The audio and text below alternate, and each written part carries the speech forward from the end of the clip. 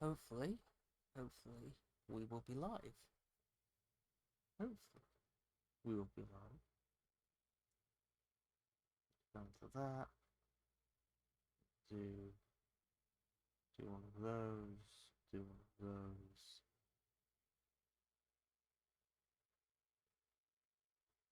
Why is it saying fast broadcast? We're streaming right now, aren't we? That's how it works, right? Oh god, Twitch. Twitch.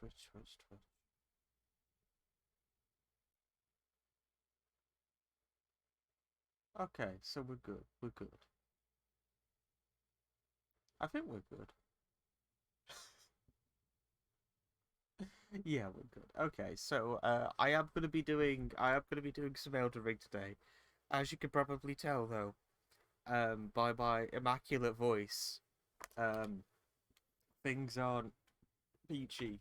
Uh, like over the past few days, I keep prefacing my stream saying, "Hey, yeah, so I feel a little bit weird, um, and I'm sure it's just a passing thing or something like that." And yeah, as an asthmatic, it was one of those things that cropped up in my head that it would pop up, but I've got a cold going through the household at the moment, and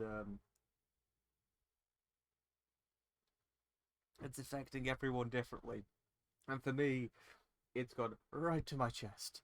So I sound um, at least 10 years older, maybe 20. I don't know. Right.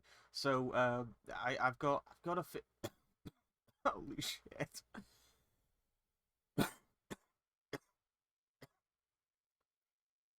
So basically, this is going to be a bit of a chill stream today. But I do have something that I want to show you guys before anything else happens. So let's just get this up and going first. I love the fact that it just jumps out like that. I mean, yeah, that works. Why not? Fuck it. I want to censor that shit. Okay, right. So, last night I beat Radagon. And I did it with a summon because I was at a point where it's like, ah, fuck this. I can't be asked anymore. I've also got something else to announce as well when we get to that point. But let's let's let's let's play this. Let's play this bad boy. So I can commentate over the top of it.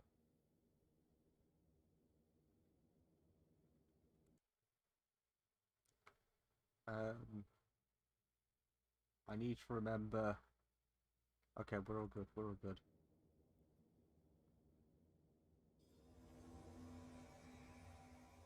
So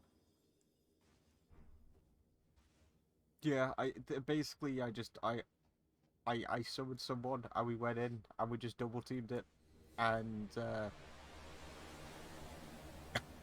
it went extremely well, as you're about to see.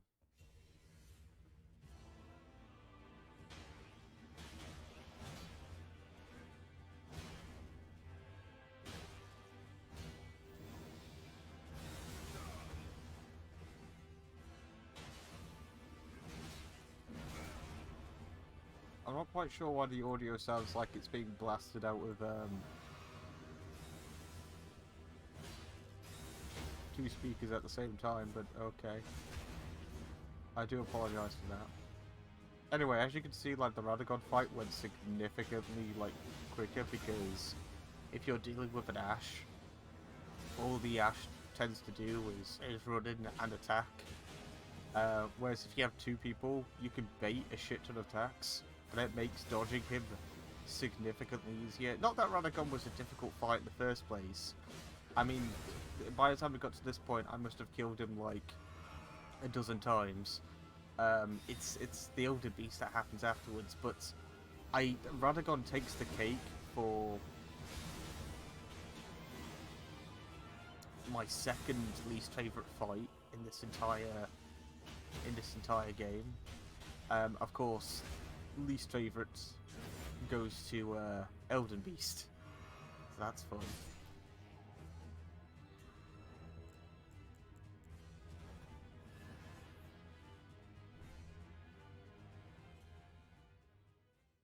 Yeah. So we skipped right to it. Here's Elden Beast. So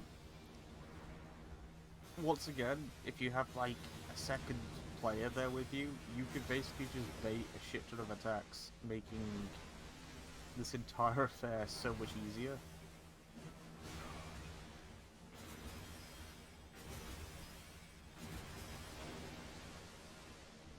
Elden Beast is entirely plausible, like entirely doable by himself.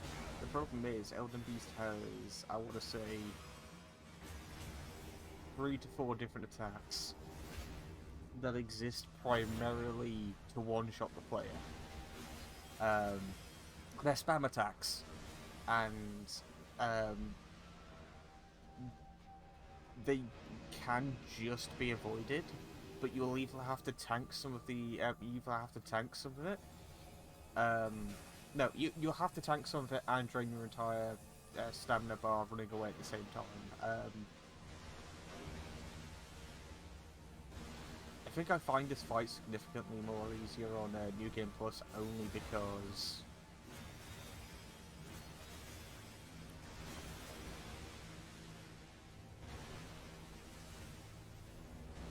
it's basically I'm dealing damage for 2 at that point, and with my Ash included, because that scales the Mimic.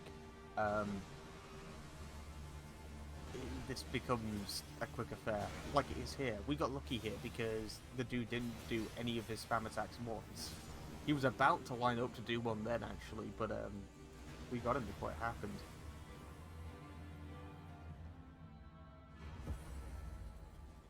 And we got the Elden Remembrance.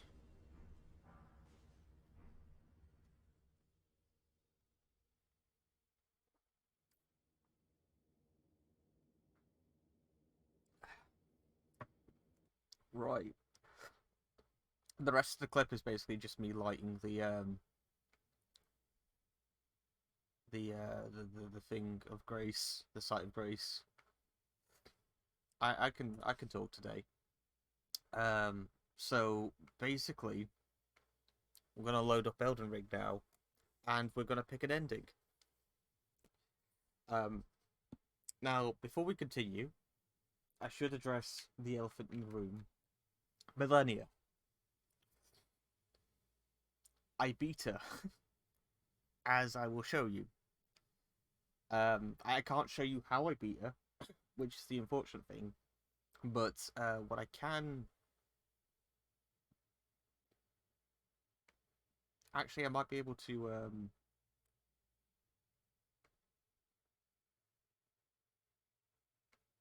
Is it this one?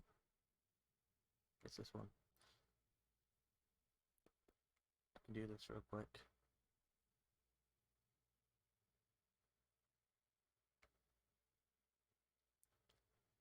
So, what I showed you there was like the edited down version of what happened. I said it down. We got it first try, so it's fine. It's all lagging out now because I've got the game loaded up in the background. But basically, from this point here, all the way through to here, was just Millennia fight attempts.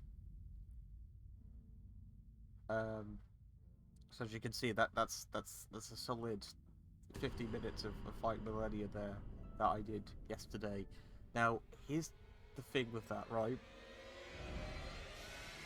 All of my failed attempts recorded, when it came around to the successful attempt, my hard drive filled up. So it stopped recording when I killed Millennia. Now, luckily,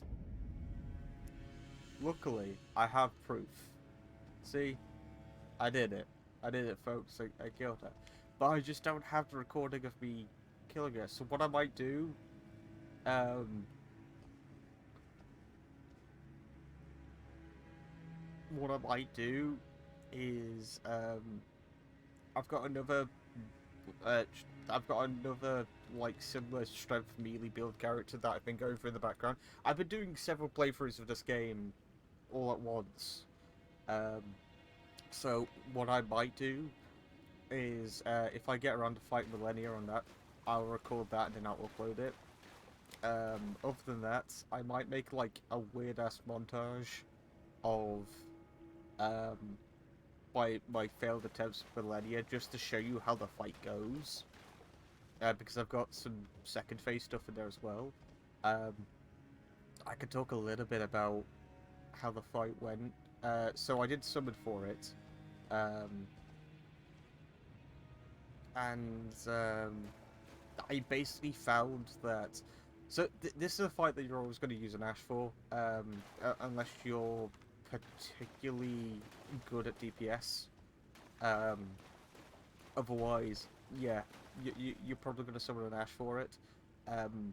If you're going to summon an Ash for it, or if you're going to summon another player, the best sort of like mix I found overall was tanky melee build and I say tanky melee build, something a heavy melee build that can roll like a shit ton, and a sorcerer. That way you can have the sorcerer, and that way you can have the melee build dishing out attacks up close, whilst the sorcerer eggs on Melania from a distance. At that point, the only attack that you really need to look out for is her spam attack, which is when she zips into the air and does a series of flashes. Oops, sorry, everything just dipped for a second then. But yeah, when she does like a series of like spam slashes, that's really the only attack you need to look out for. And as long as you're dodging in the correct direction, you just need to get the timings down for that. You might even get lucky, and there's a chance that she won't even have the opportunity to do that if you've got a particularly strong melee setup and a good sorcerer on standby. I want to do a proper sorcerer run of this game, so that might be what's up next in terms of what I might stream, because I've criticised the shit out of this game for throughout this entire playthrough, but I do keep saying I do love it. I do.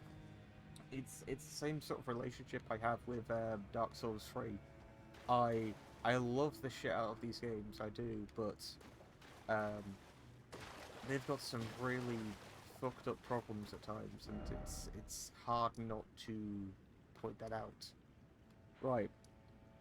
So, just to back it up as well. There we go. That's Melania's little thing there, and we've also got this. Now, I'm gonna bring this up. If and when me and Jack end up doing the podcast for Elden Ring, it's a big undertaking, so we'll see what happens when it happens. But this right here is perhaps my largest complaint about the entire game. Let me just read it aloud for you guys. Remembrance of the Elden Beast, hewn into the Erd Tree. The power of its namesake can be unlocked by the Finger Reader. Alternatively, it can be used to gain a great bounty of runes. It was the vassal beast of the Greater Will and living incarnation of the concept of order. Now,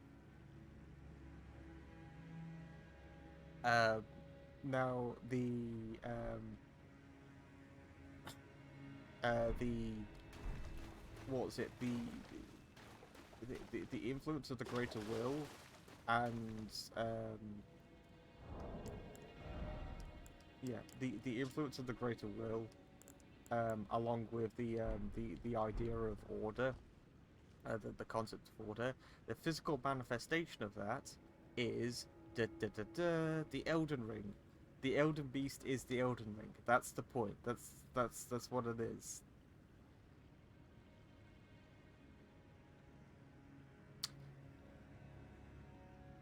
Do you know how long it took me to figure out what the fuck the Elden Ring was? Because it took a long ass time, I can tell you that. Anyway, now that we've got that out of the way with, there are a few things I want to do in the stream today. We've got, I say a few things. I really do just mean a few things.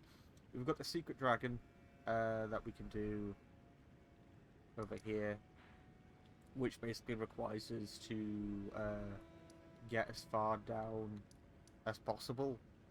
So we can do that. That's absolutely fine. And Mog. I have a feeling that Mog's probably going to be the easiest of the two, but we shall see.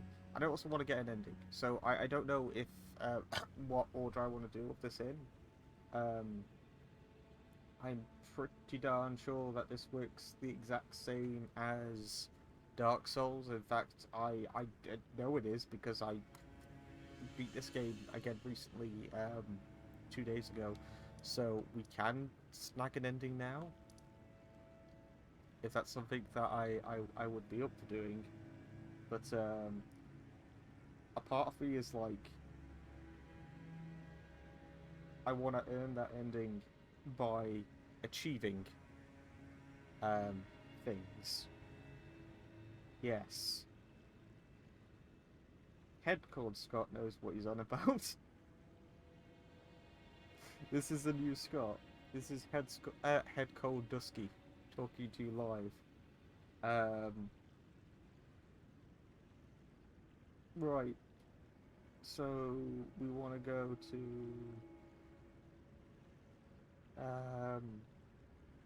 what's his name? Placidusax. That's his name. Placiduax? Placiduax. I think that's it. Anyway.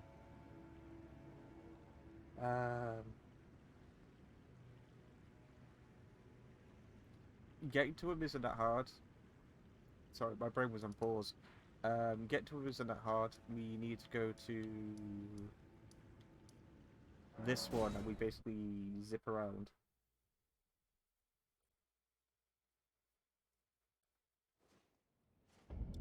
So we turn around, get the elevator.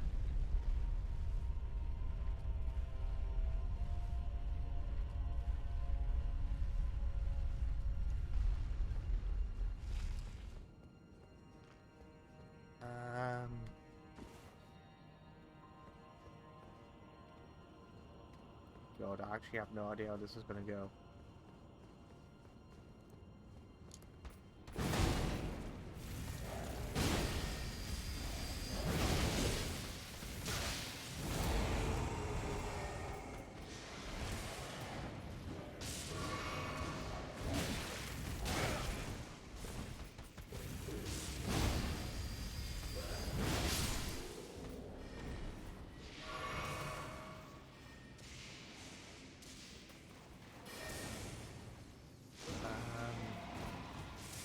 I know where I'm going. That's a very good sign, isn't it? Should be a drop-off point over here.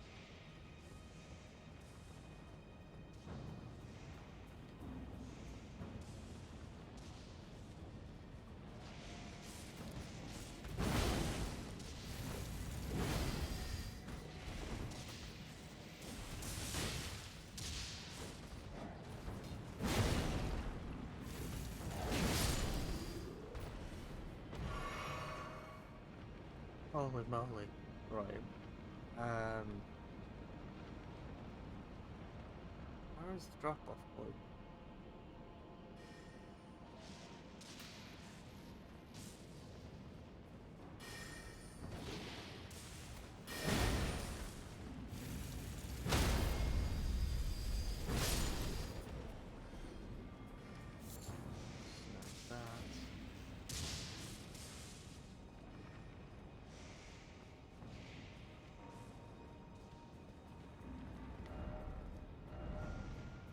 Ah, there. I was gonna say.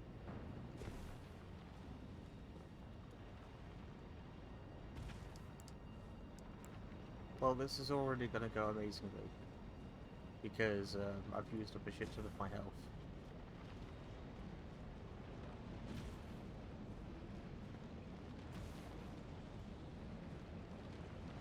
I'm pretty sure that there's no shrine for us to, not shrine, yeah, there's no shrine for us to get like a checkpoint out, but we'll just see how this goes,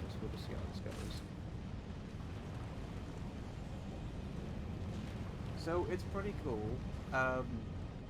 The unfortunateness about this fight is that it does unveil a massive gaping plot hole, and that's the fact that according to the law of Elden Ring,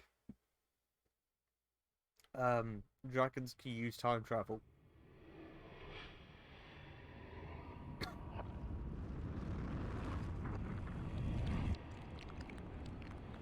That's a massive gaping plot hole, by the way, because the second you open up time travel in absolutely any plot whatsoever,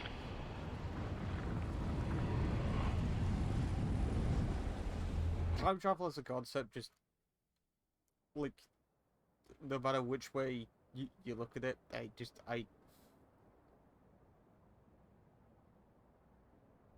I've not known a time travel plot to work efficiently at all unless it's doing its best to ignore the fact that it's a time travel plot.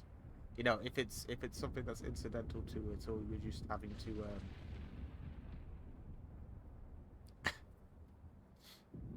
ignore a shit ton of stuff, then fine. But the unfortunality is that whenever you introduce time travel into a story, you then have to ask yourself the question: how can time travel exist if they have time traveled? That's the paradox, right? Because surely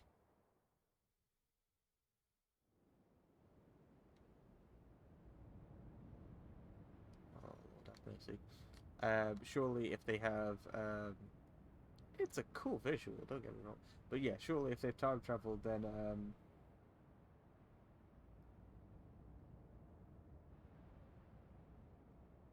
that means that whatever they've done, whatever reason they've had to time travel in the first place, will have already happened.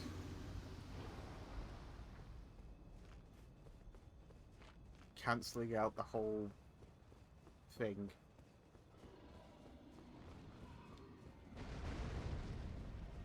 This was probably a really bad idea.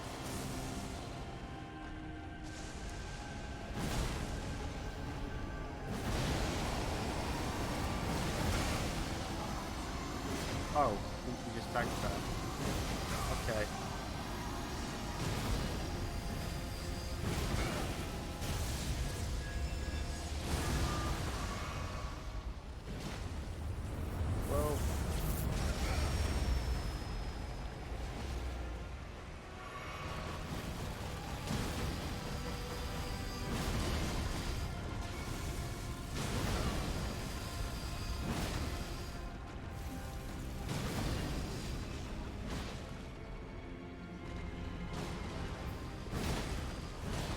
Well, it's nearly down to half health, so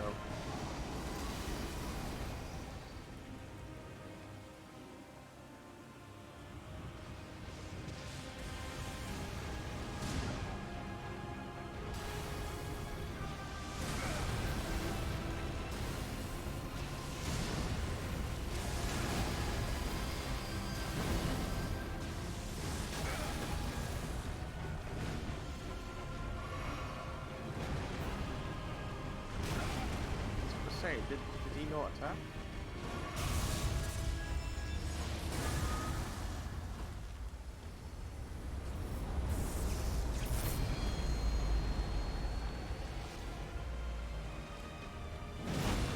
He nearly jumped on the dragon itself.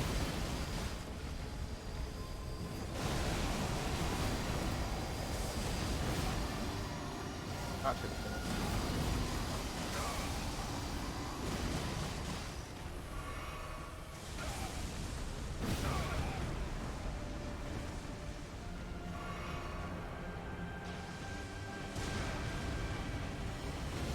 Oh, shit.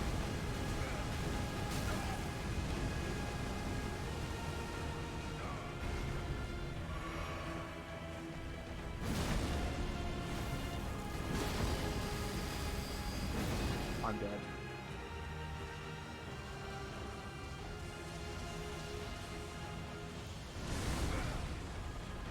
Or not. Oh, his tail was chopped off.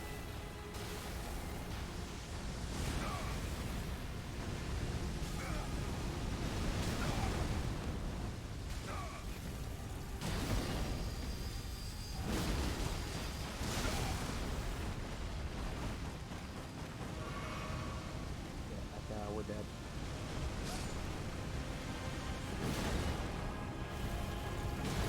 Good fun though.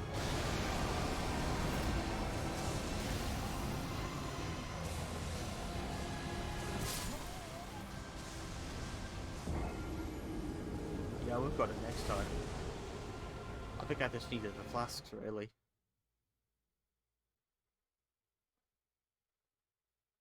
But yeah, we'll do this, and then we'll go after Mog. I think that's it, right? Like, Millennia's done.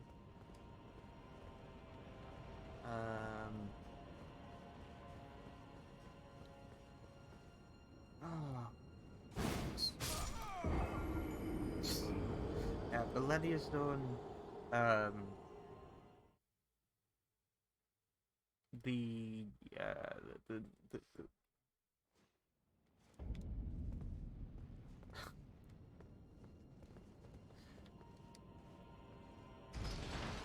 why am I blanking on his name?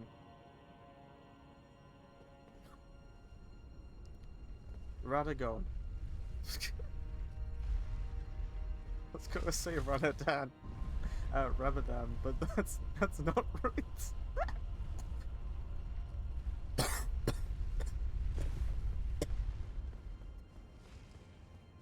Oh, holy moly.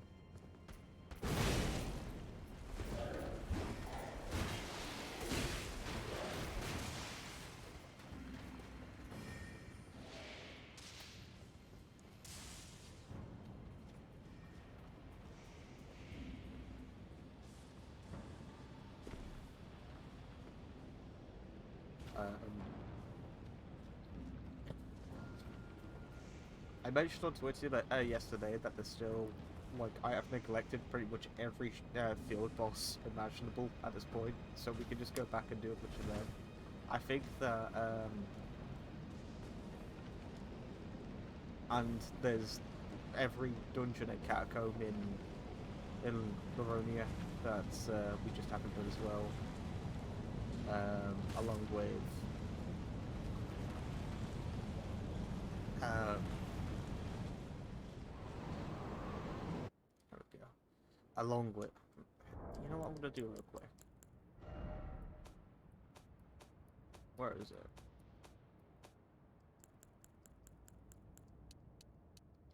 I'm gonna do that because I know that my audio is a bit weird. It jumps about the place, and I'd sooner have the game volume be lower, and you could still hear me. Although that's there's not much to really listen to at the moment, I suppose.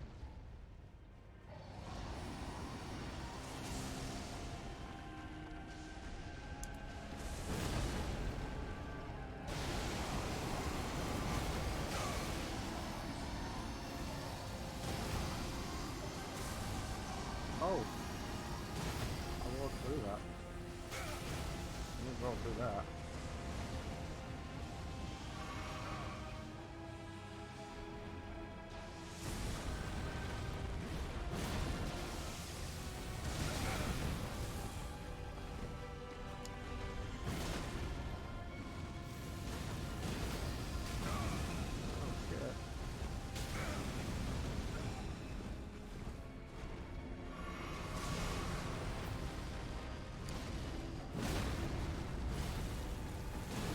Wait, did we actually get a...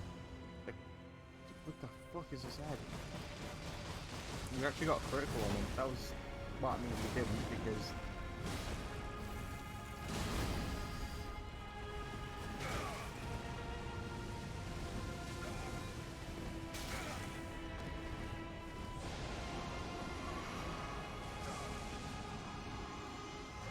I did nothing to him.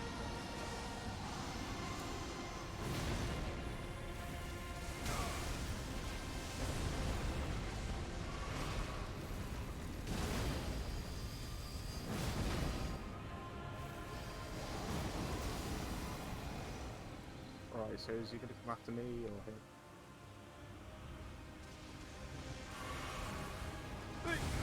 Oh, him.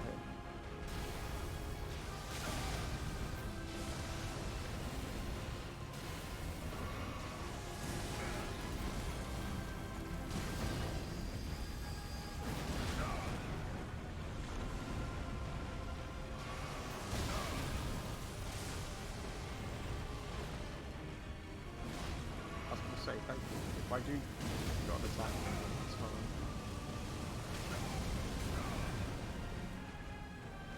Yeah, I'm just sucking at the moment.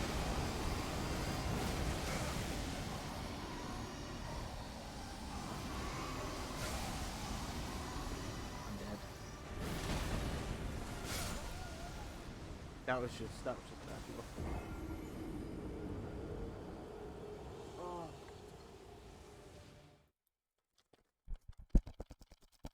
Your time. Time to take my meds.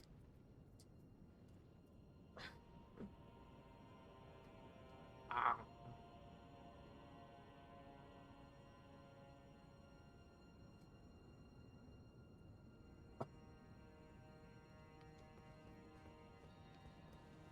Why did you suck at killing the dragon, Dusky? Because I did take the paracetamol.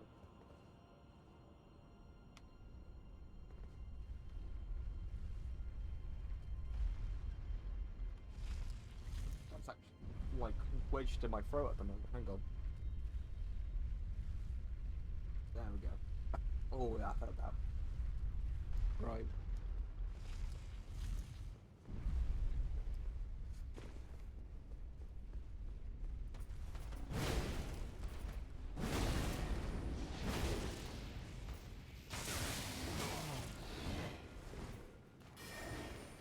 Screw these guys.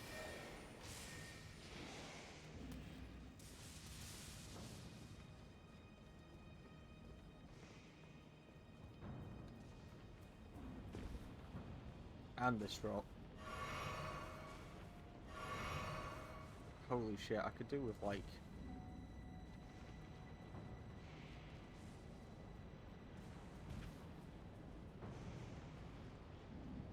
literally anything other than this path would be great.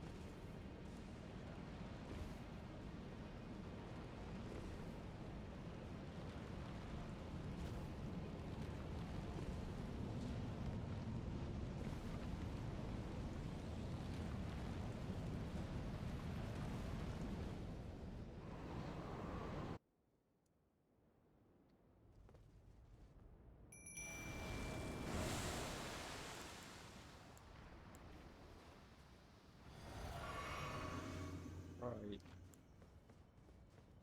This is the one, I can feel it, guys.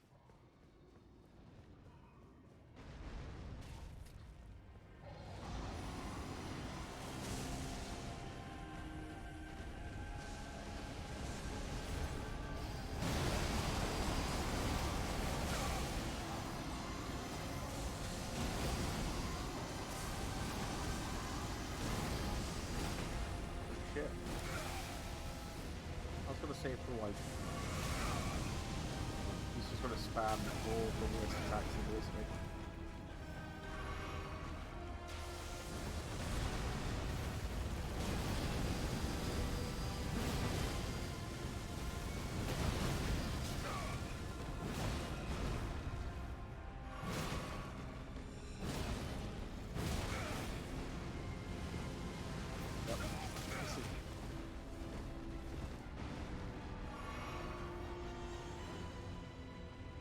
Where's he going? What is he doing?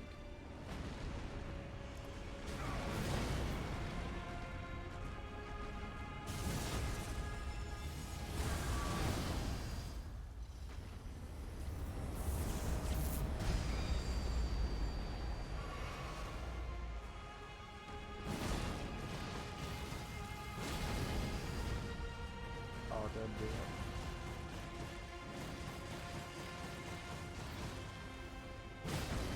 You see how long it takes to get to his head?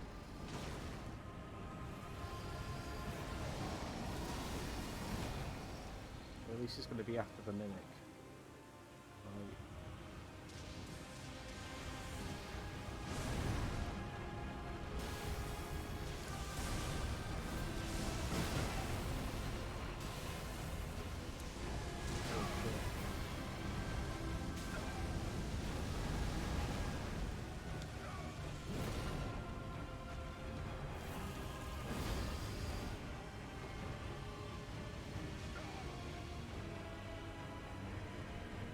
I swear he's getting some of his health back.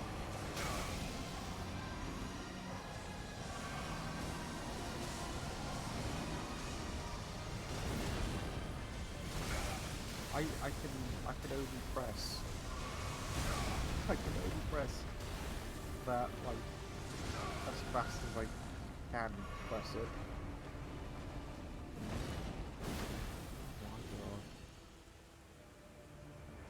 Stay away from me, dude. Stay away from me.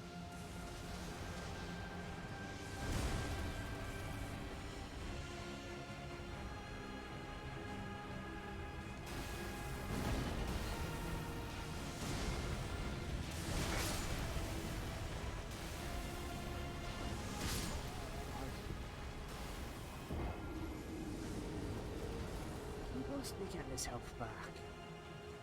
I'm staring at like his health bar, and I swear that like.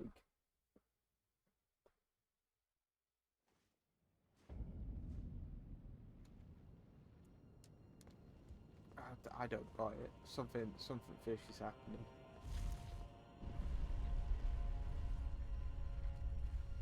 It's like everything's going fine, and then we reach like the second phase. And as I said, it generally looks like that there's a bit where he's getting his health back, but I can't attest to that because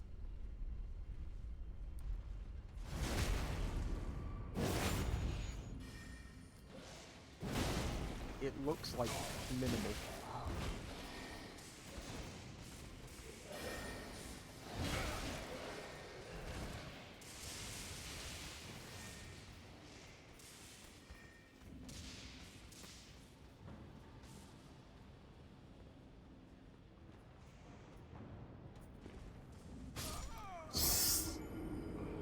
Word to any video game designer that's putting in a secret boss. Maybe don't make the way to the boss like filled with enemies beforehand.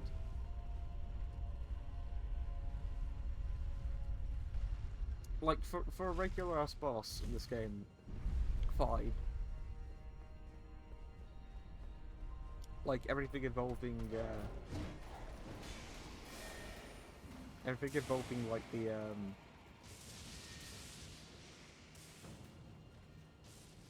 not the tree sentinel, but the horseback dude on the way to like Malekith. I'm cool with that. That's fine because I can just run past him willy-nilly, and he's one dude. I prefer like one souped up thing on the way. Like, say like if there was like a dragon on the way to this dragon boss, my brain would be like, okay, that's fine because I can just kite the dragon and run straight for the boss. That's fine. That's what I'm doing. But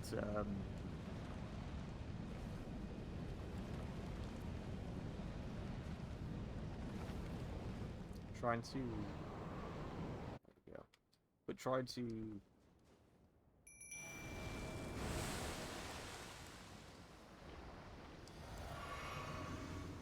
focus that shit on a bunch of beastmen that can fire and spam lightning to your exact position and do like a shit ton of like critical damage.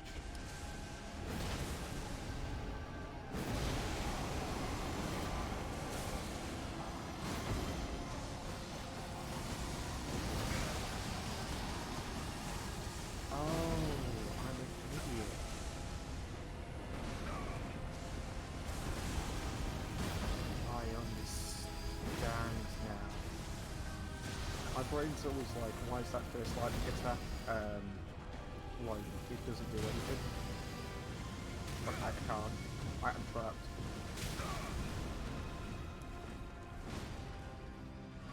Yeah, why is this first lightning attack the way it is? It's because of my potion. My wondrous flask of wonderness.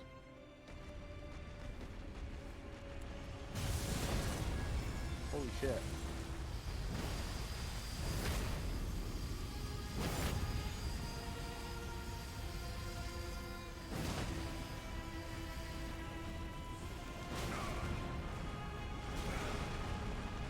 I've always wondered this since, like, Dark Souls 3.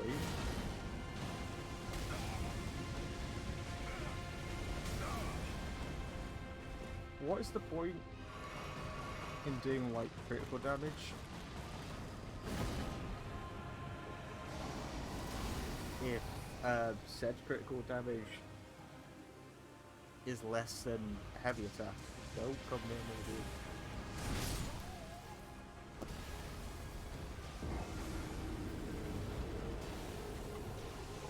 Blame my ash for that.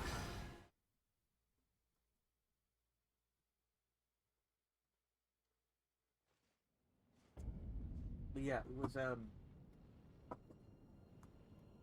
it was a hard thing. I tried to sort of like condition myself out of when I was doing the Belina fight, and it was the thing that ultimately saved me.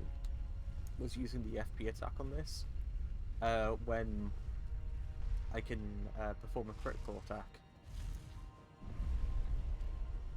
Because when I could do that, then, you know, we were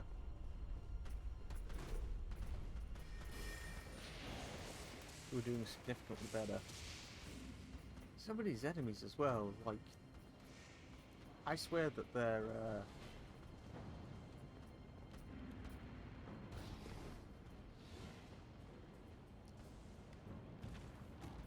like, their speed picks up, if that makes sense.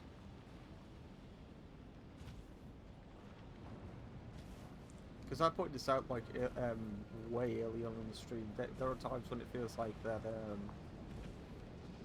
there's like an enemy that's doing his best to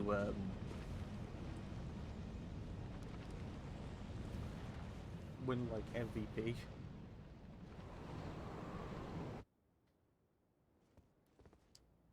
He's like running, he's doing like an Olympic sprint.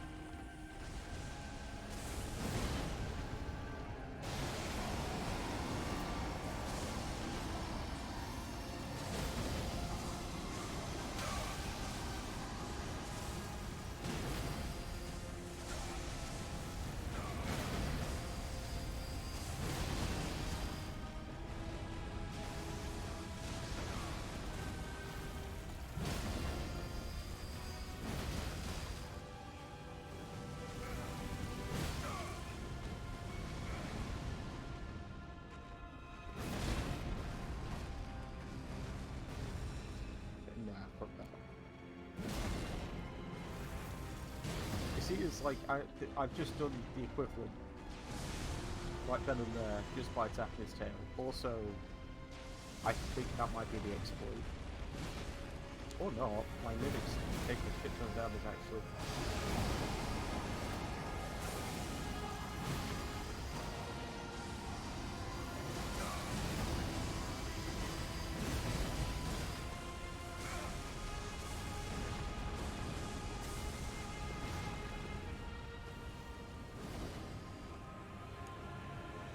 Yeah, you see, now we've got him at like half health. I want, like, I always want to like put like a marker pen on my screen just to be sure.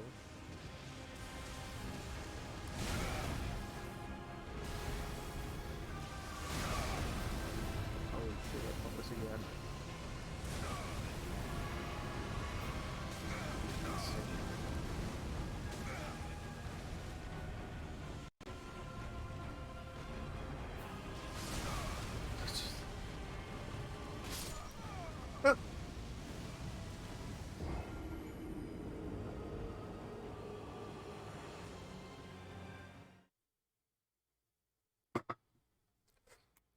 Dude slapped his wing.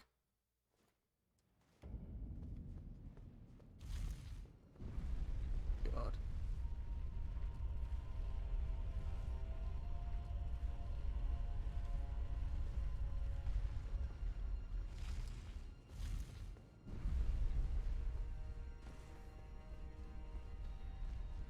You never turn that way.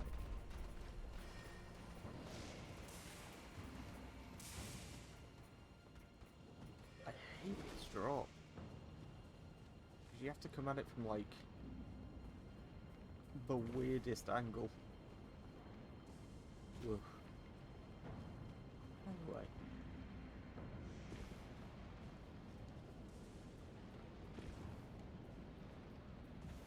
I don't mind the traits of this boss, to be fair, but it is just that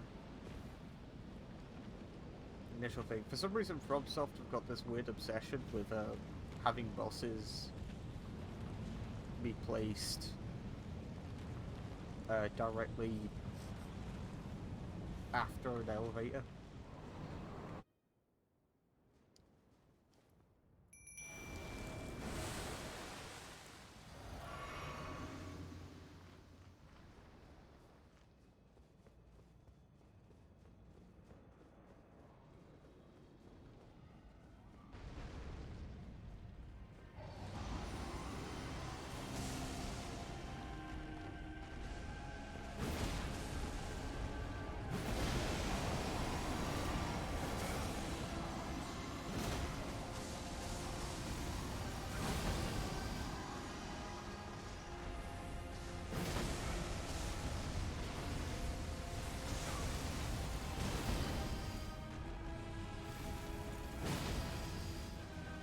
Tail seems to be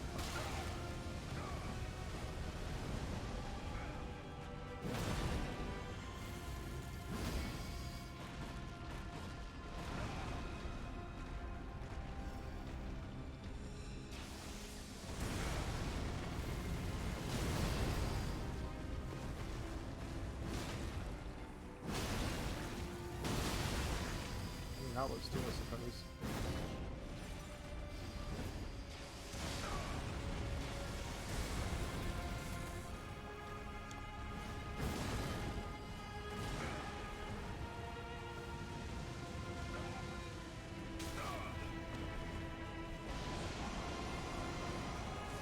I thought it was about to take flight then, I was going to say.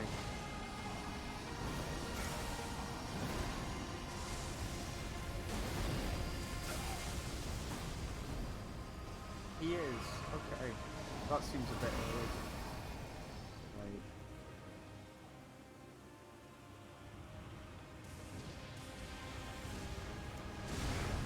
I was about to say I'd feel significantly better if I could dodge that, but...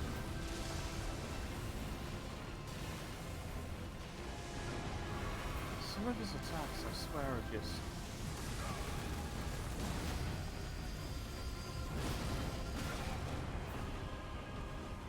out of goddamn nowhere, it feels.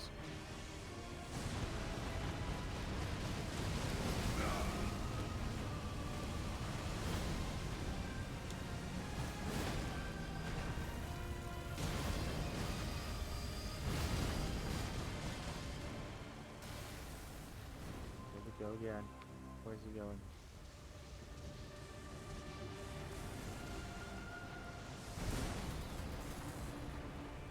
Really dead? I don't even know what the mimic is.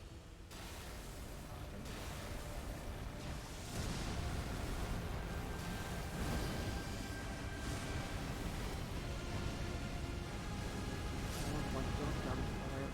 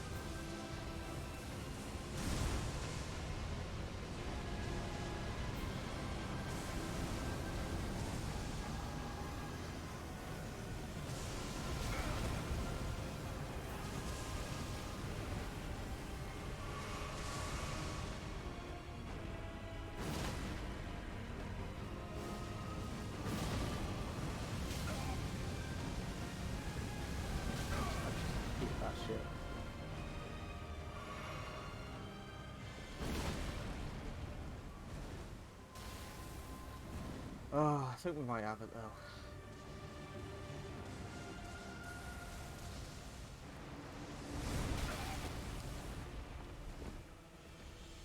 I might just jinx myself. I don't know who was doing that for.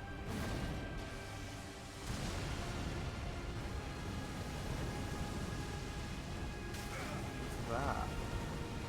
Goddamn attack.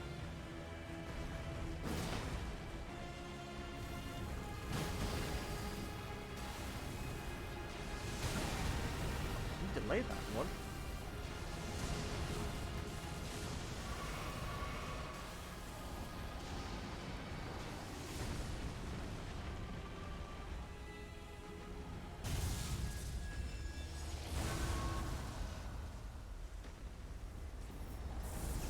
And I've got that.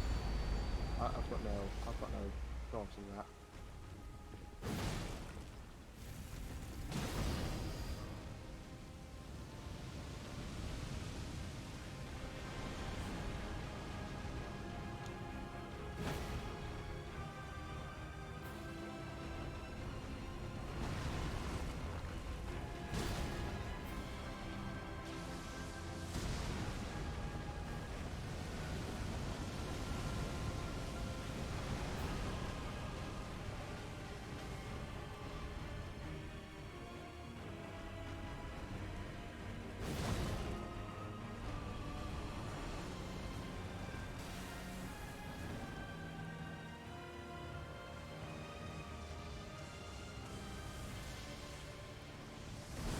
Always roll forward, right?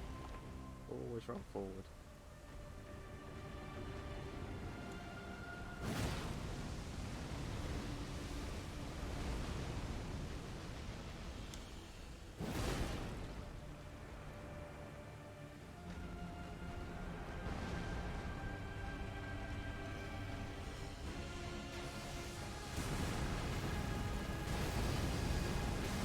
There you go.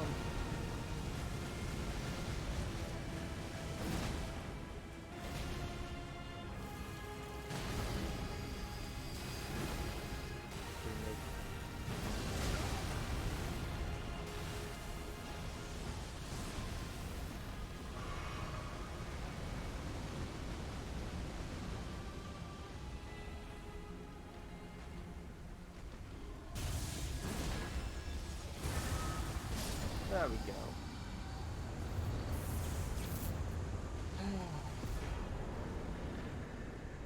Gym effect.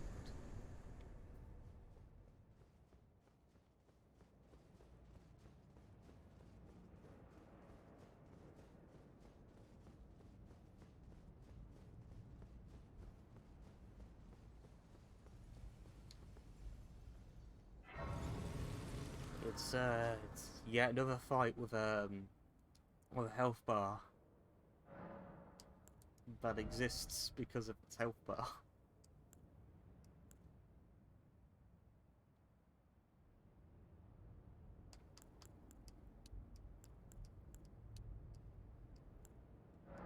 And no other reason. Well, that was Phalanx done. Oh, I should point out that if you got like the Fire Frenzy's ending, or if you were on your way to get the is it the Flame of Frenzied Fire or something like that, Frenzy Flame. Anyway, if you wanted to undo it before you got the ending, this is where you come for it. I think that you need something from Millennium as well. This game's got some really weird requirements for its endings. We can already do several of them, but yeah, it's fine. It's fine. Right, we're gonna. I think we're gonna do Milk now, and then we'll choose an ending.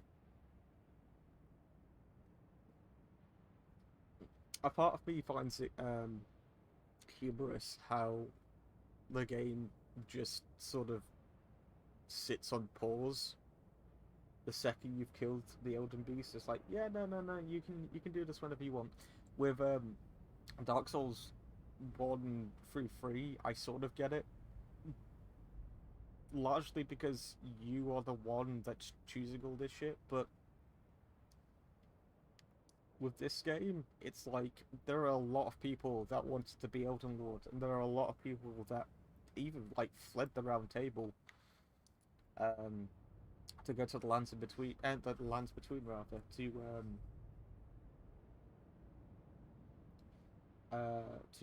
essentially, what's the word? They fled to the lands between because everything was going up in shit. But there's no reason why some of these people couldn't have just gone to the throne afterwards. I don't know. I just find that hubris. It's like they put so much effort to get where they were going, and this was their reward for it. Oh, I suppose that we could go to these guys and talk about what happened like post Rani and Blythe. That might be a good idea.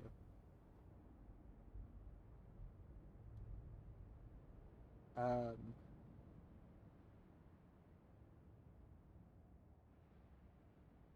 right. So in order to get to Mogwai and Palace, which is where we need to go in order to fight Blythe, not Blythe, sorry, Mog.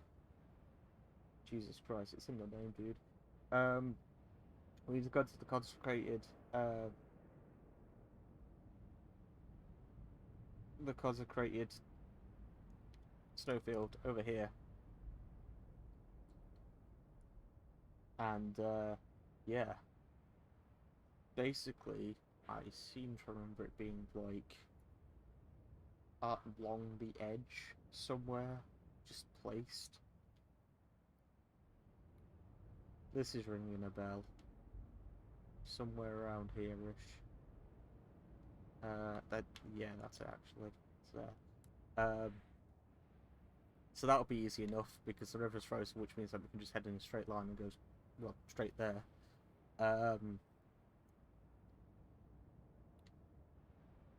So if we do that now, what I'm thinking is, if we do that now and then we talk to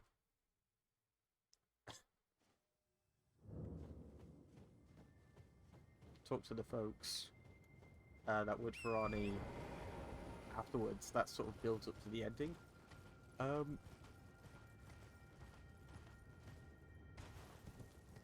I know that we can do the ending and then afterwards come back to I can upgrade our flasks again, Jesus Christ. I know that we can do the ending and then come back and do any stuff we left off.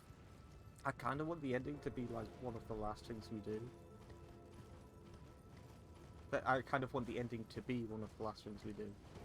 I'm skipping words now. My brain's like jumping tracks.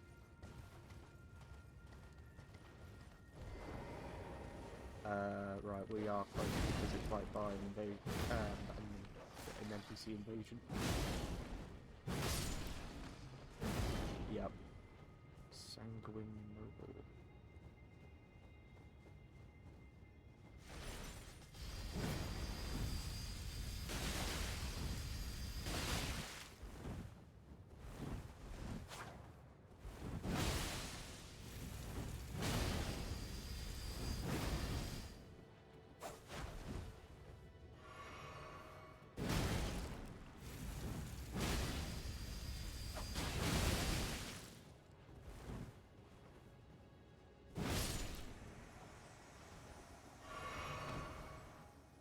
There's also the last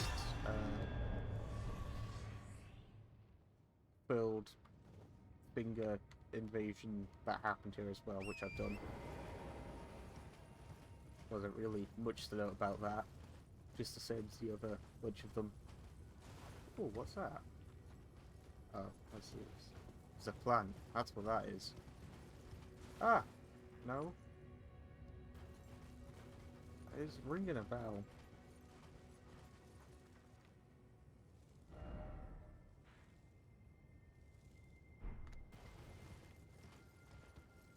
Um...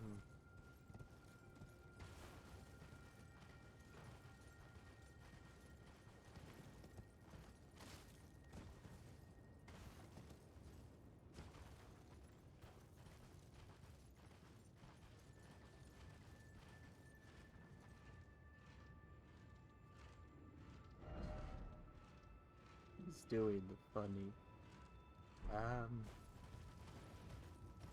Towards the edge? Oh, it's right there. This game and its secret areas, I honestly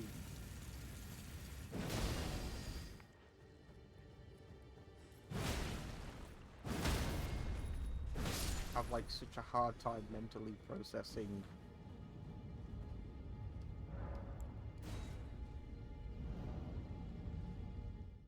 like why these areas are set up the way they are. Oh, should have gotten a lantern. I think we'll be alright. Yay! Visions of cliff. I mean, yeah. I do kind of feel like that we've done this out of order as well. I've done Millennia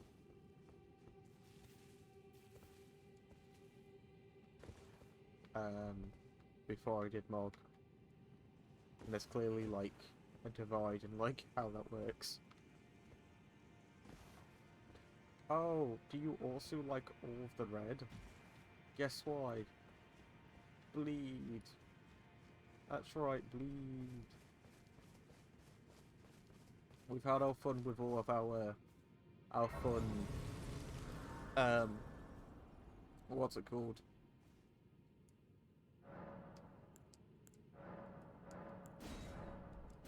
It's ridiculous. We've had our fun with our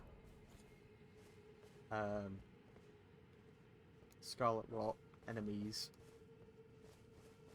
Now let's head to bleed. That's fun, right? How's it going, fellas? Ooh.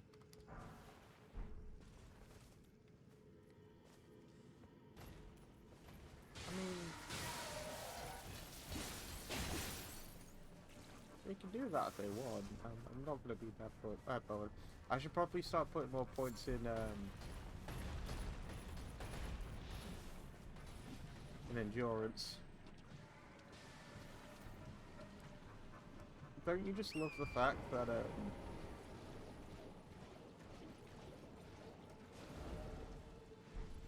know what the map is for this place. Don't you just love the fact that this area is it's got a lot of red to it, which means that if you have been like experiencing anything involving Scholar up to this point, you'll probably be questioning, think we're gonna get that again. That was a brief cameo from a dragon skin.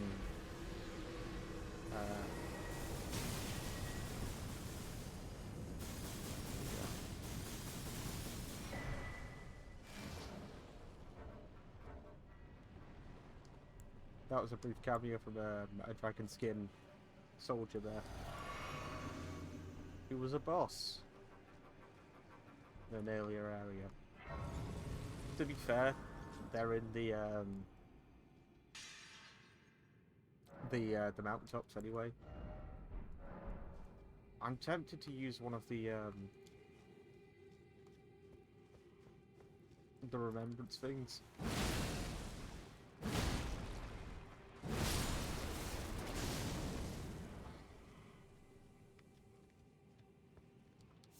I love it.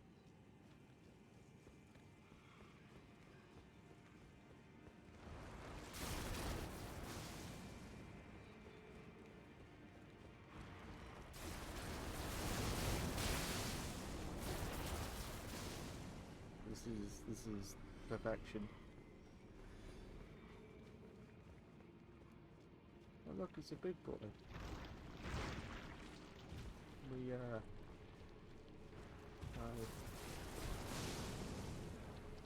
Thank you.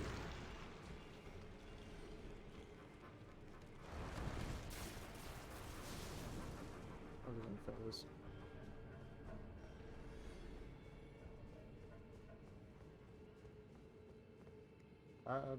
To be fair,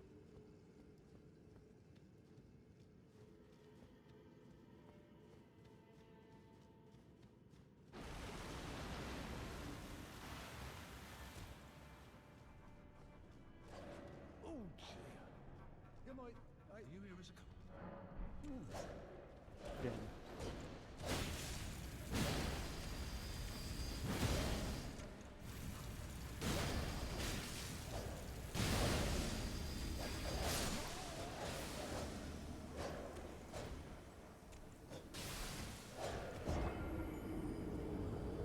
We loves it. We absolutely loves it.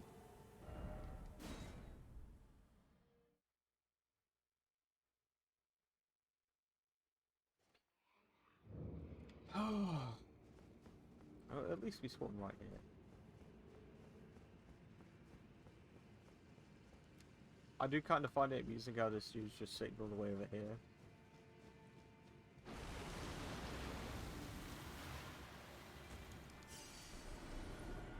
Sort of like, yeah, I don't really know how we got here either.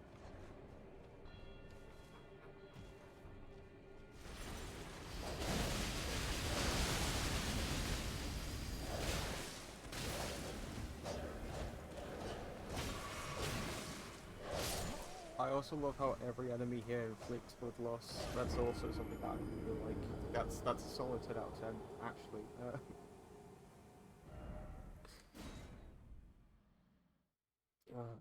We can get some Sunbreach Dragon Smithing Stone. That hurt my head to say. There's a lot of head hurting at the moment. I'm pretty sure this is the way we're meant to be going, right? Is this a dead end? Time for light. I want to go home. It is this way.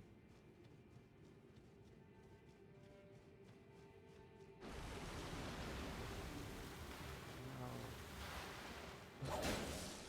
This way. We're good now. We're good. Lord's Room.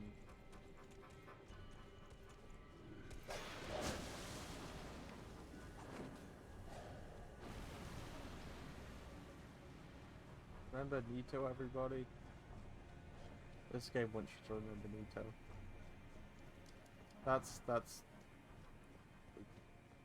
overkill, actually. I should have said that. My bro's just like tombstones and enemies spawning out of the goddamn ground. It's like Nito. To be fair, I wouldn't have put that past the developers to have a conversation like that. Because that's how a lot of this game sort of feels. Which is really awkward. Because it's like...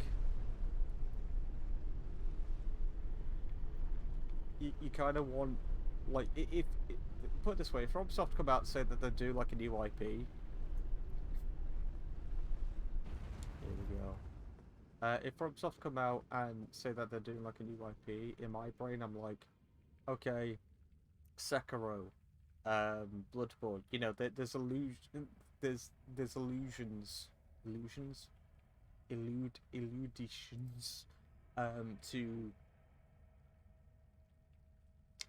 to previous properties, but it's not like doing what this game does. And by proxy, what Dark Souls 2 did way too much of, and Dark Souls 3 was really pushing it with. And that's the difference between homages and just wanting to...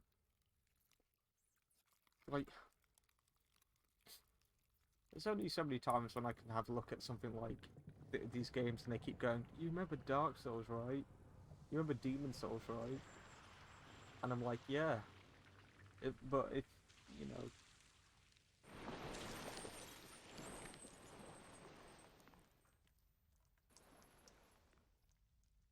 It's like... They're screaming for me to play them.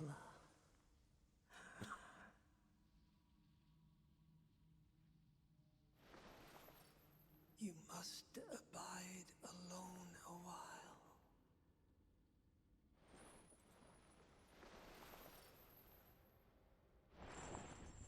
Welcome, honored guest, to the birthplace of our dynasty.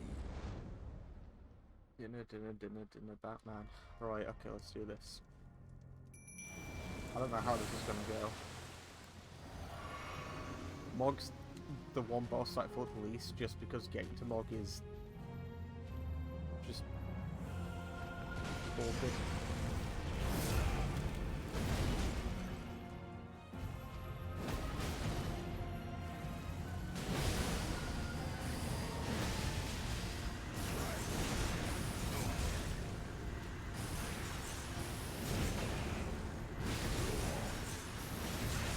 My favourite bit about Mog is what it keeps doing that. And little else.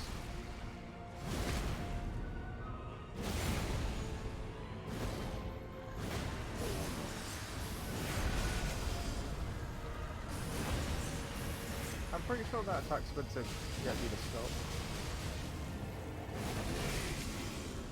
The witch. Is mine and mine alone.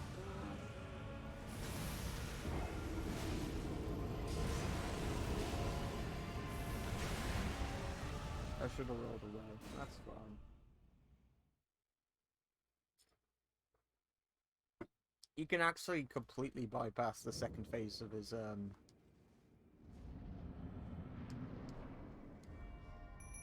well, you can completely bypass the second phase is why I wanted to say that. Which is interesting to say the least.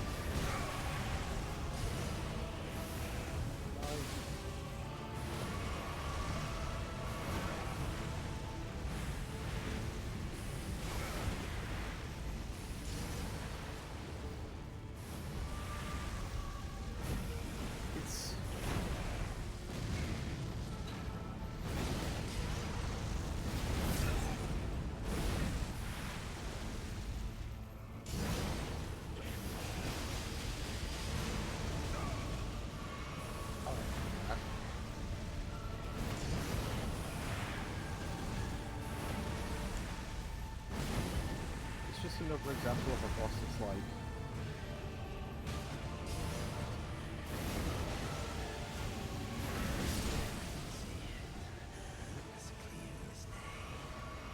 it's another example of a boss that's like there's something cool happening there, but I can't pay attention to it because I'm too busy looking at the stats elements. Anyway, that was that.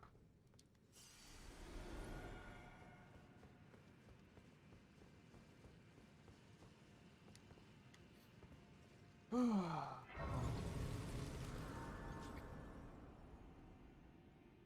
don't know, man.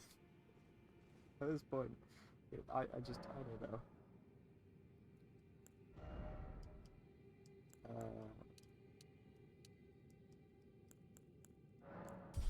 That's annoyingly close. There's those dudes out there that could. No, it's fine. It's a hand. Praise to something. Absolutely. Oh, Lord.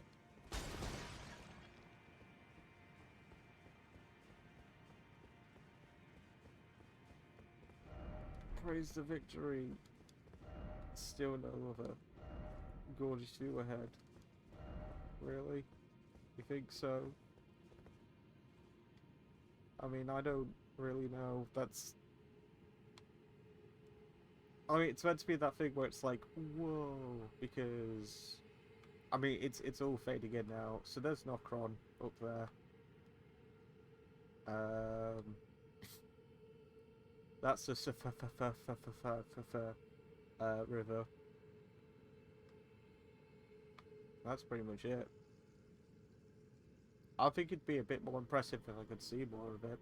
I mean, the star effects are okay, I guess. I get why they're there, but... Because the idea is that they're meant to be like gems in the mountain, but I'm pretty sure that gems don't float in midair. Because that's sort of how it looks. Anyways, that was that. I don't really know. Like, yep, that was that area. I'm pretty sure the only map that we haven't gotten.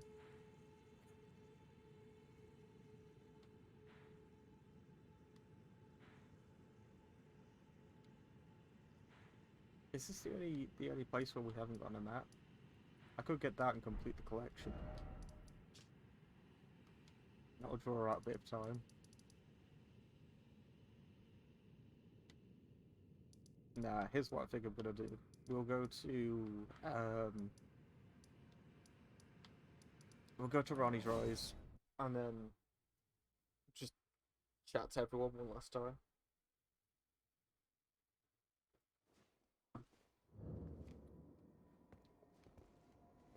I've already said this, but Ronnie's ending is the most appropriate, I think, for the game.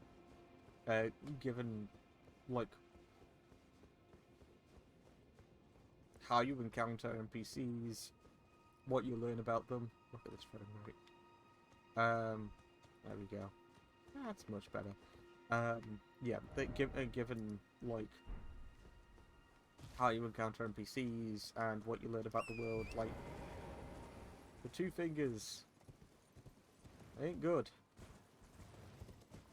And if anything, you learn that everything involving the Elden Ring and being an Elder Lord, it's all to do with a parasite. And we don't really know that much about said parasite.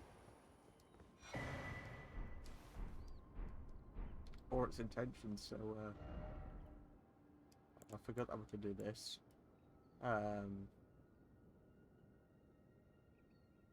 What do I need? Oh, them. Okay. Oh, I suppose we can go up here now as well. Yeah, I know.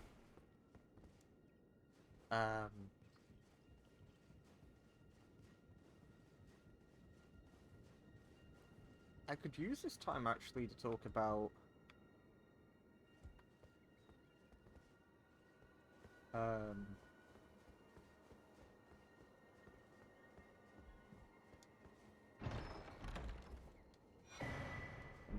I could use this time to talk about the game as a whole actually. I'll tell you what, that's an idea actually.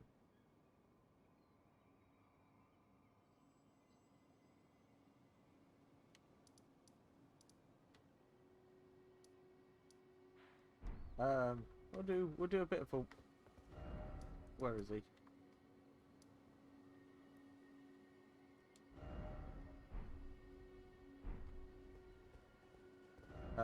We'll head over here and do this. So, I think my brain just didn't connect the fact that, like, that's it.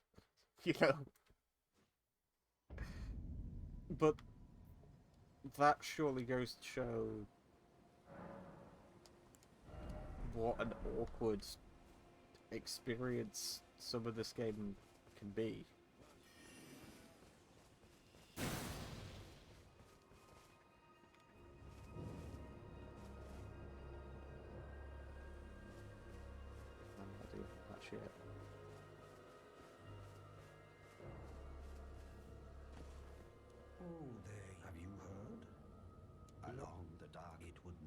as Lady Rani's war counselor, and moreover, her childhood warden, I express you and only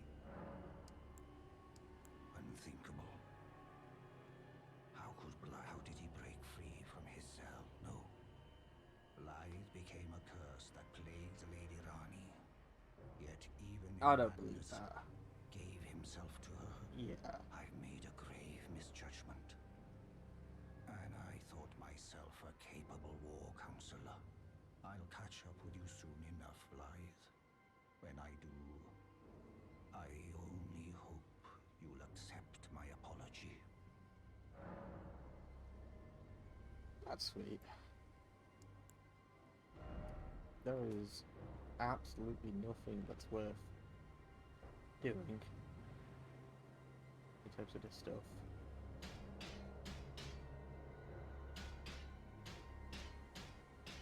Right, I just need to make a call. So I'll be right back in a second. I'll tell you what. Look at that for a bit. I'll be right back.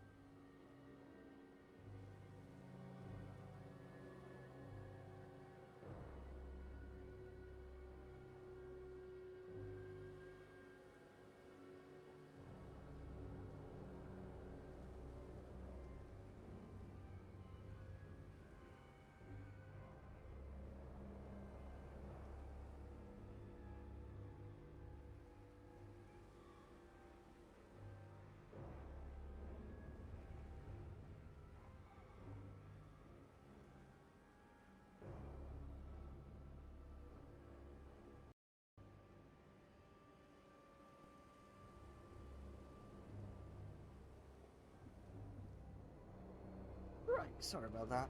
I am going to have to make a... Well, I'm going to receive a phone call at some point soon, so I am going to have to drop off for that, but then I shall...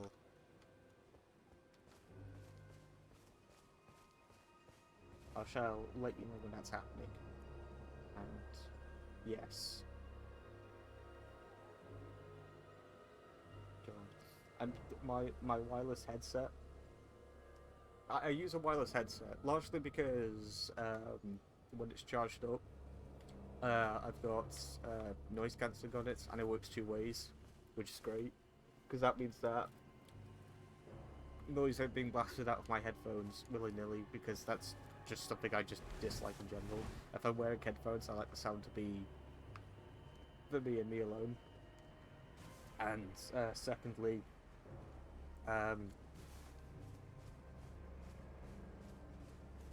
it sort of makes headphones redundant, because if you can hear the sound without wearing them, then what's the point? But one of the issues with wireless headsets is the fact that when you connect them to so many devices, they tend to leech off of everything.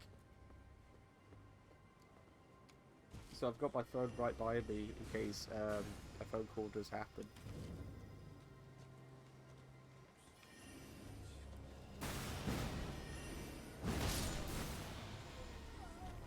$3.52. Jesus, these are different times. I'm trying to think of what else to. Ah, no.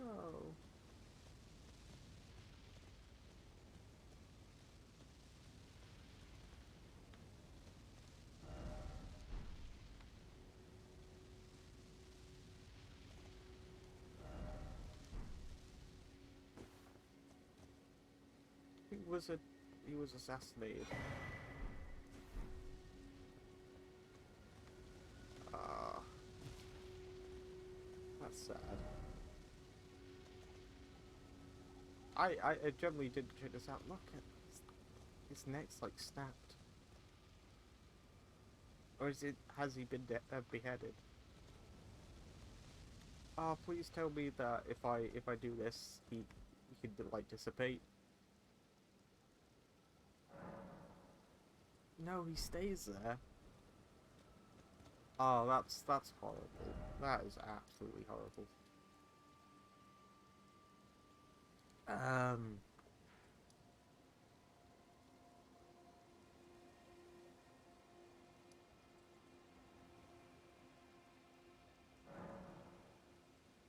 I guess we'll just get the ending. I don't think there's any other bosses, is there? Besides from the field bosses, which we could do afterwards, and then I'll do a wrap up. We'll spend the rest of the stream talking about my thoughts on the game as a whole, pretty much. Um,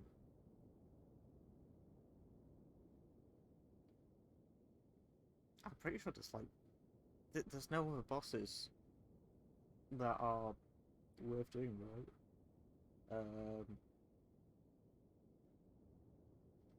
Oh, I'll be right back.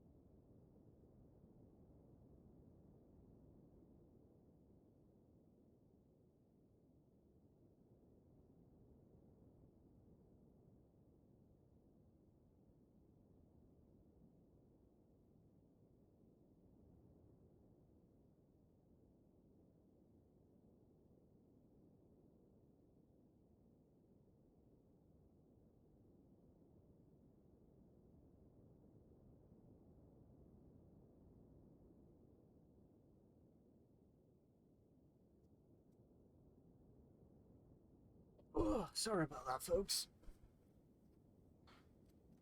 It's an interruption-filled day, so I do apologise. Right, Ronnie's ending. Ronnie's ending. So, just to showcase what we can do, you can do that and take basically the parasite from that goes into you. Um, we also get other options if we select them as well, but we're going to do this. Enjoy the ending. Because once again, I think this is the most fitting finale because at least we get a story out of it.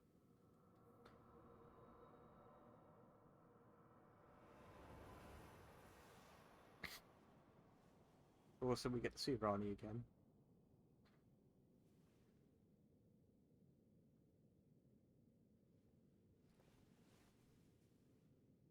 The battle is over, I see.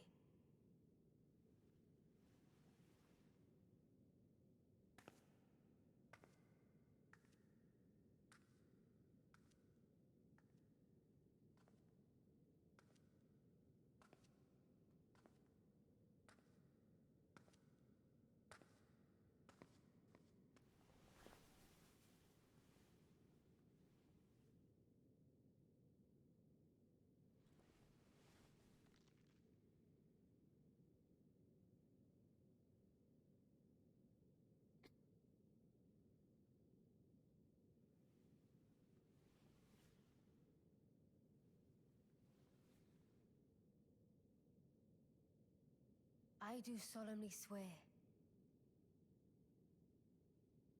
every living being and every living soul. Now cometh the age of the stars.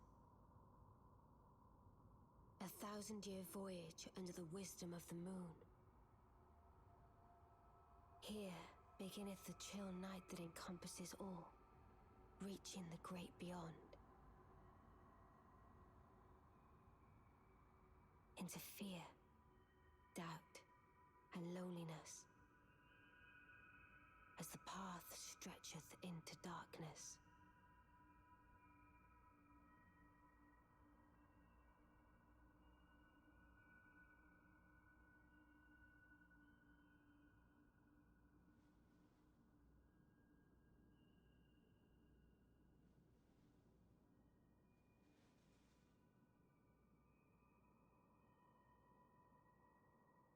Well then, shall we?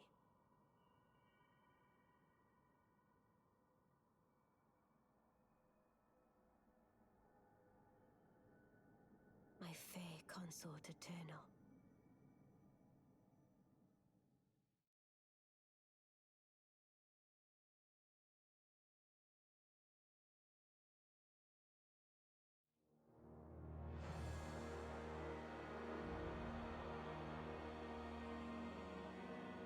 So, the ending is abrupt, but in my mind, it is very much like... Oh, sorry, I got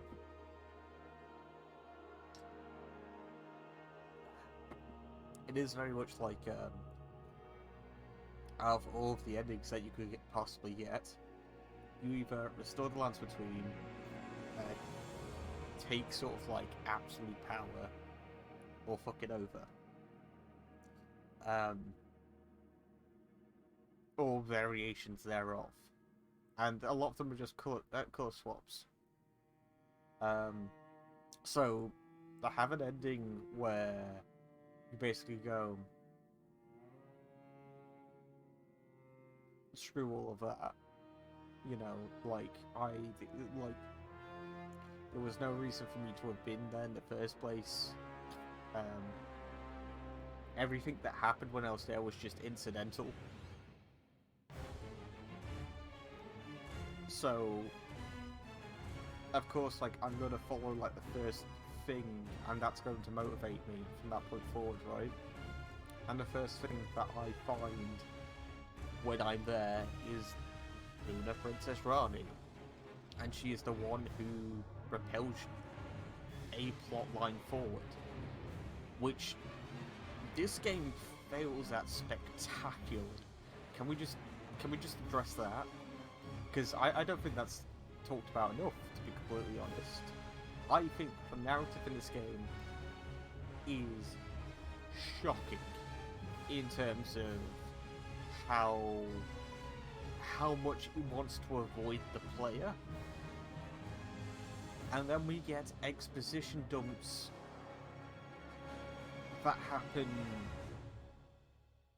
at sections in the game, specific sections in the game, generally when we're about to fight a specific boss here and there, and those exposition dumps only exist to sort of accompany pre-existing information that the game sort of acts like it's already told you. Let me address that the Elden Ring is alluded to in the opening cutscene, but never actually stated what it is. It's brought up again with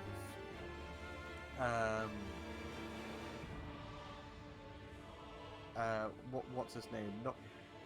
Not Mogget. The boss you fight at the end of the capital dungeon. I can't remember his name. Hang on. No, I should do.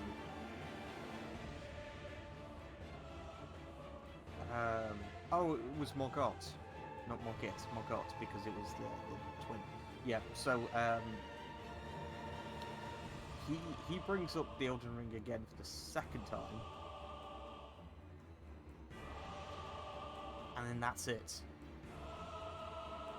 I think maybe I think maybe Godfrey brings it up right at the end. But if Godfrey does bring it up, he still doesn't explain what it is. So you're going throughout this entire game under the loose promise that you're going to get answers to literally anything. Why are the lands between separated? What is the point of the lands between being separated in the first place?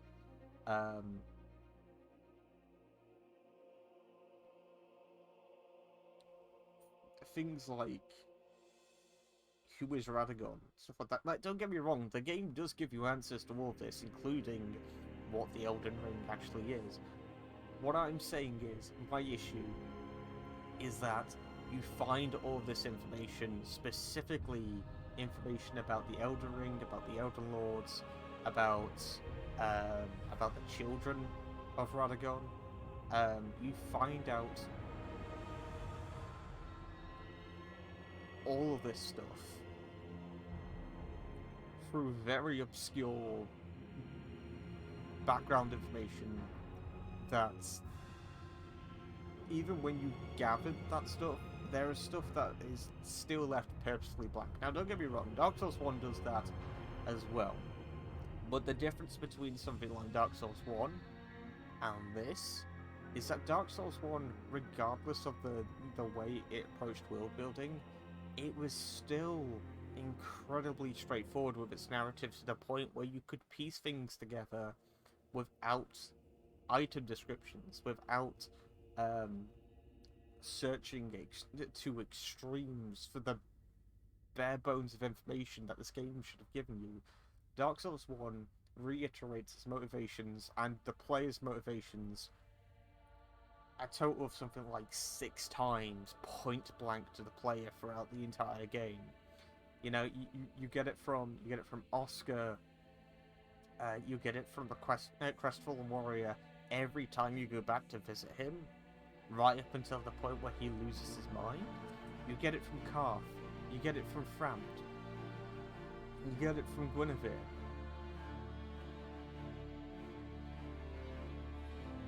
You know, and then it all leads up to the end where you get it from Karth multiple times again, or Frampt multiple times again.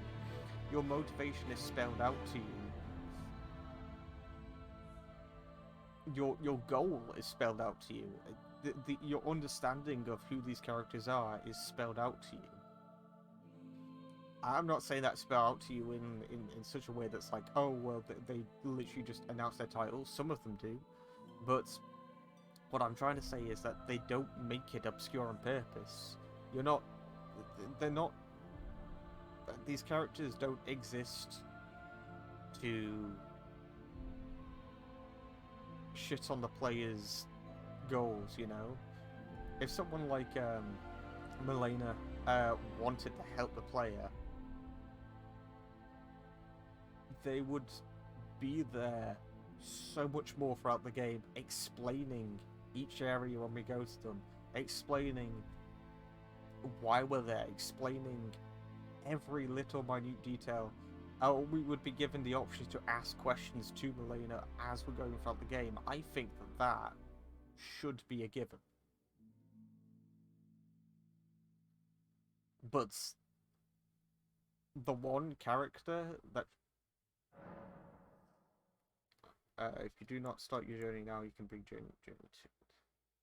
We're not going to do that right now.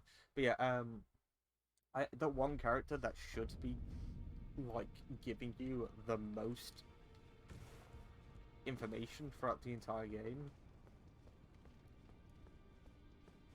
is absent for so much of it.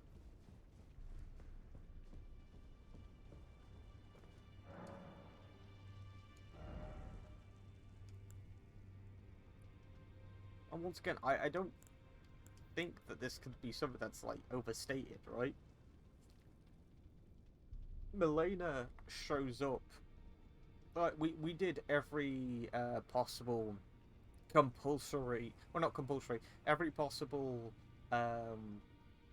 moment when the game told us that Milena had something to say. We went through it all, and sure, we learned bits, but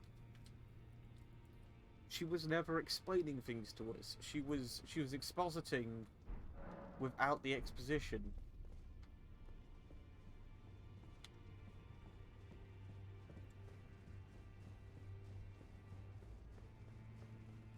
I see.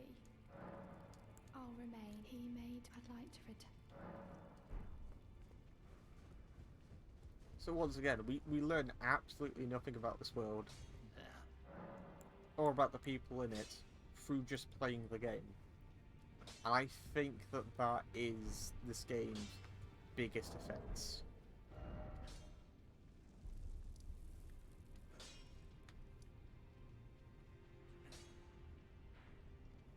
There is little to no excuse for the game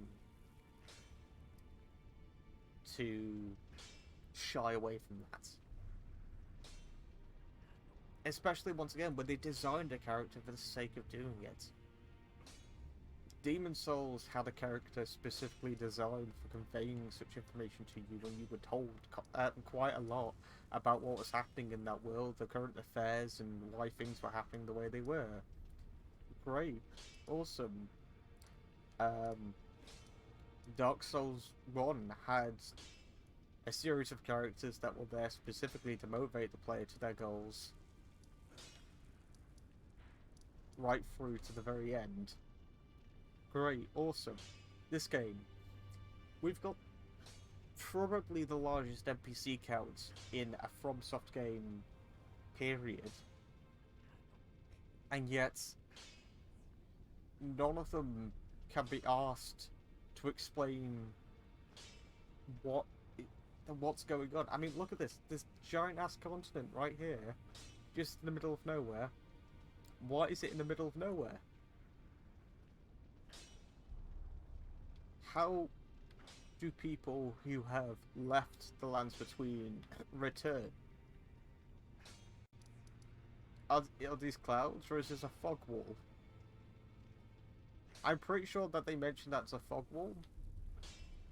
But the children were sent away in order to gain, like, legitimate, sort of, like, real-world experience.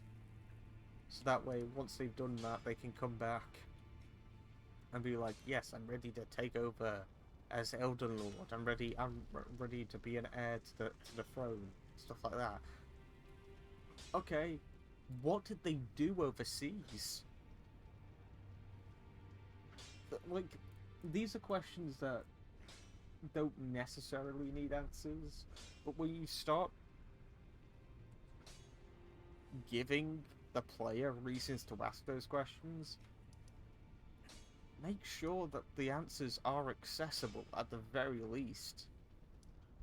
You know, within reach.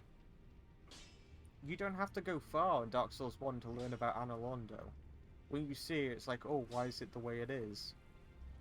You don't have to go far to learn that Anor Londo was this city built long ago for people who at the time were pretty much big-headed about themselves, deemed themselves to be near to gods. They were a predecessor to the form of humanity that we are by the time Dark Souls rolls around. Hence why Anor Londo is so big.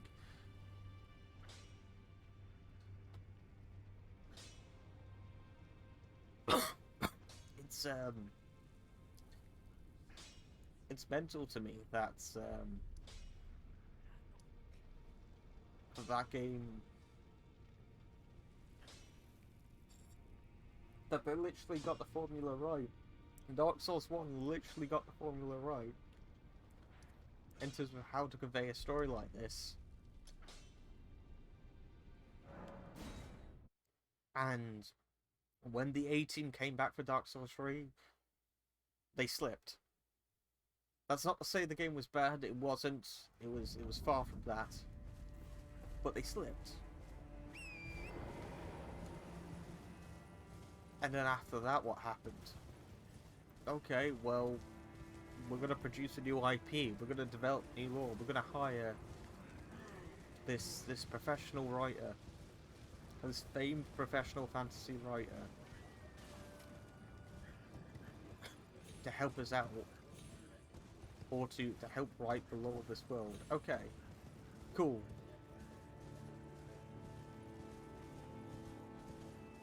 So surely you would want to make sure that that information is accessible. No. We don't want to do that whatsoever.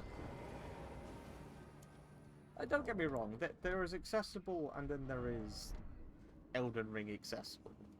Which is essentially, you know, go into here and like read that stuff, which is fine. That's fine, but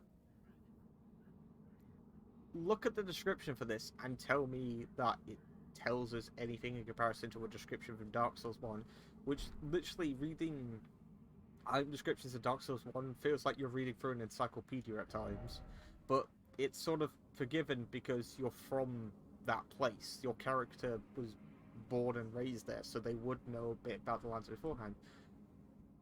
We know nothing about a character in this game, apart from the fact that they're tarnished, which applies for a good portion of the characters in this game anyway. But you read this, like, the one washed up on the graves was sure to die until this fast offered its gift of rejuvenation to seek the Elden Ring. So, is the flask sentient? How did it get into our hands? Why do we have it? You may think that would be a weird question to ask, but honestly, something as simple as, like, where did we get these... something as simple as, like, why did we only get that at the point we did, and then when we read the art description for it, it says, oh, we got that. And, like, it came to us at a point. Because we're going to seek the Elden Ring, and it supports our venture. That's not a good enough explanation, I'm sorry. We got the Estus Flask from Oscar because he said that it would help us. It was a particular undead favourite. That's legitimately why we got the flasks, because Oscar gave it to us.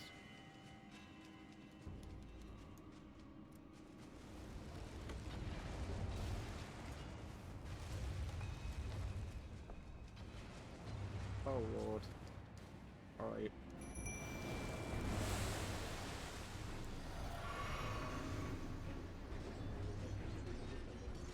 Right, basically we stagger these guys and then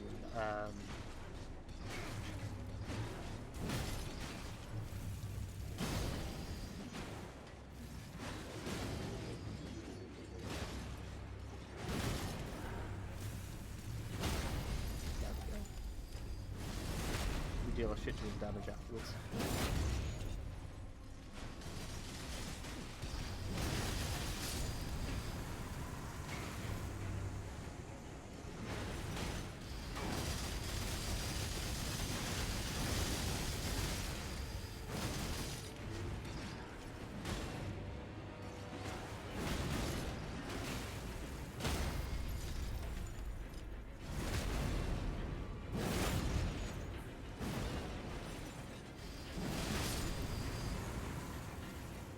Okay. Well, that happened.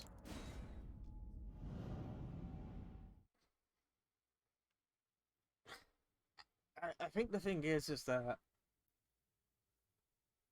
Elden Ring has... The Elden Ring has essentially been developed to be the misconception of what Dark Souls 1 was. And I think that's probably the best way to to describe this title.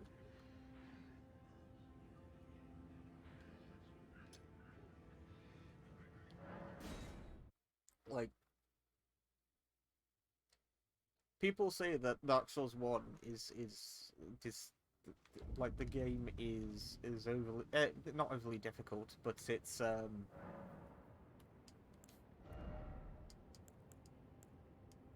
unfair at times. People say that Dark Souls 1's story is, you know, hidden behind item descriptions. And it goes on and on and on and on. When the reality couldn't be, like, further from the truth. Meanwhile, a bit, like, even with, like, people also describe Dark Souls 1 as being Spectacle of a Substance. Flash forward to now, and Elden Ring has taken that spot. Elden Ring has become what people were saying that Dark Souls was.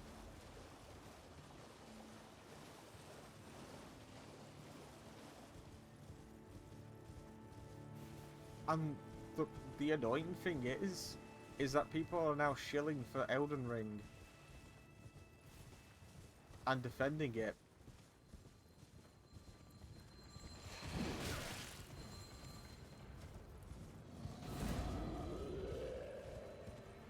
Because they think it's now the underdog.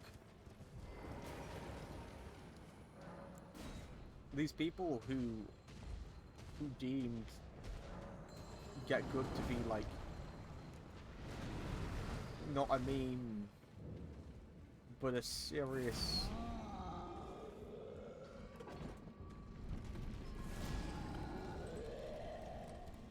like, a serious statement.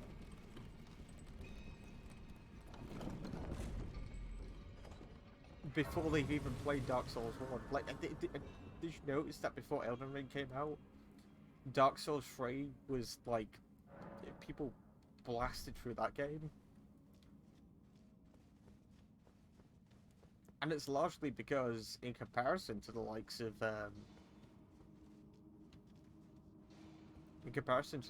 Dark Souls,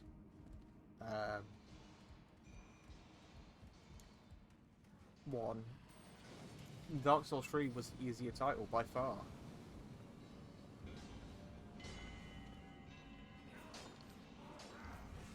It was less challenging.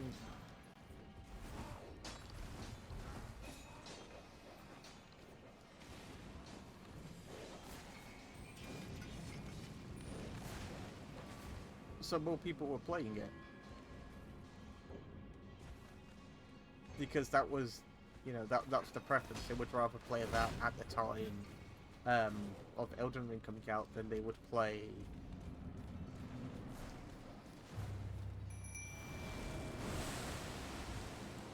the original title. And because it was their first Souls game, they didn't question it.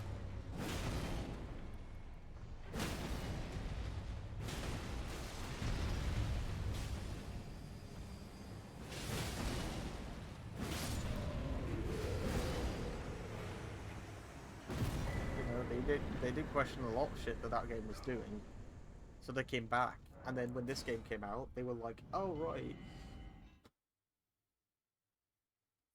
so Dark Souls was always this, you know, unfair on purpose series of games." Like, no.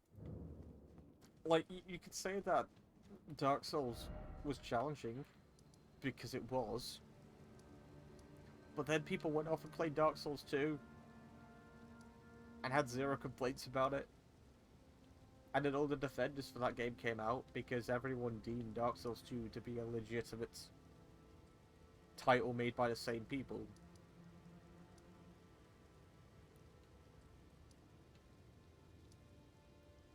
So it's just this weird, like, sort of shockwave of what happened with these games, where Elden Ring got announced, people shot back to Dark Souls 3 because that's the most successful. Well, it wasn't the most successful title at the time because Dark Souls Remastered was a thing. But anyway, people shot to Dark Souls 3 because they were told that was the easiest title in the series, and that they didn't need to play any of the they didn't need to play any of the other games beforehand.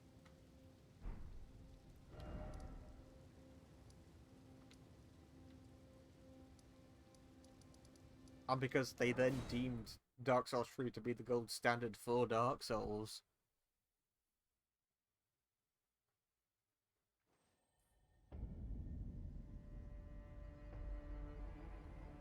They didn't question anything.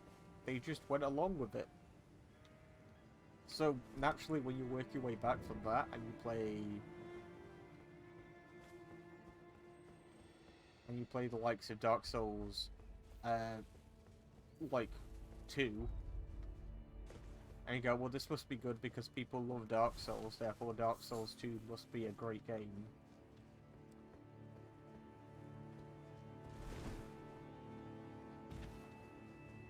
It's like picking up all the bad habits.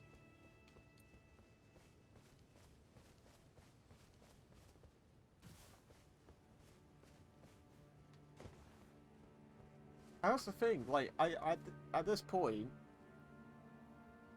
with this video, that marks all of the main Souls games, with the exception of Bloodborne and Sekiro, done.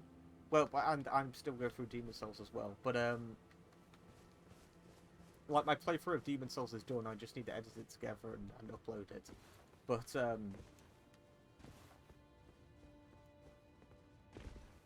like, that stuff it's ticked off now. So, if you wanted my opinion on... No, I was going to say, if you wanted my opinion on the Souls games from Demon Souls through to Elden Ring,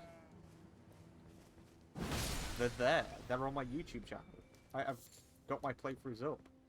If you wanted something that's a bit quicker, something easier to digest, watch the last episodes in the series, because I always perform these types of these sections where I talk about the titles afterwards, where I recount my thoughts. So if you want something that's... I wouldn't call it a review, because doing a review on something like this is maddening in my mind. That would take a year to 2 years of prep in my eyes to do a review on a game like this. Maybe even like a review on a game like Dark Souls 1. On this, it would take me God knows how long. But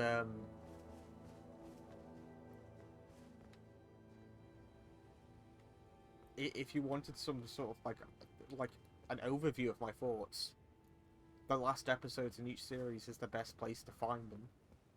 Right out round about where you see the credits, that'll be where it is.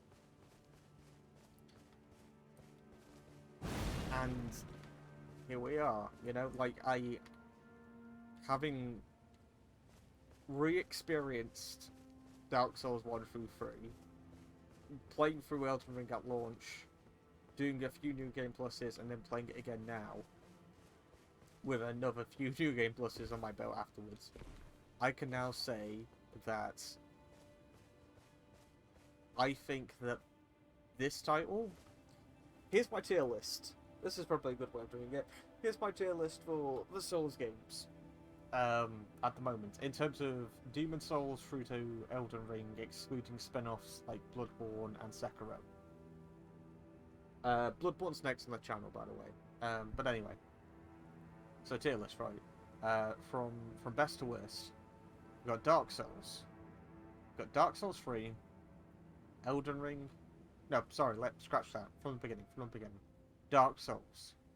We've got Demon Souls, Dark Souls 3, Elden Ring, and then Dark Souls 2. That's my order. And the reasons for that, plain and simple, I think Dark Souls 1 near perfects what doesn't, perfect's not the right word. It drastically improves upon what Demon Souls was trying to do. And the interconnected world just works substantially better than the level select the Demon Souls had.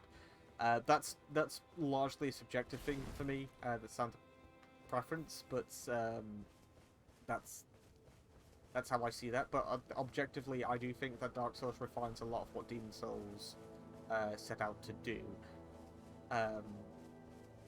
That's not to say that Dark Souls is without shortcomings, and that's not to say that Demon Souls is without shortcomings. There's an entire section of Demon Souls that's just blatantly missing, and it's staring you in the face right from the get-go through to the very end. With Dark Souls, they tried their best. Lost Izalith is there, the Better Chaos is there, but they are just shoddily made at best, and they turn out to be the weakest experiences in a lot of these games as a result. Hang on.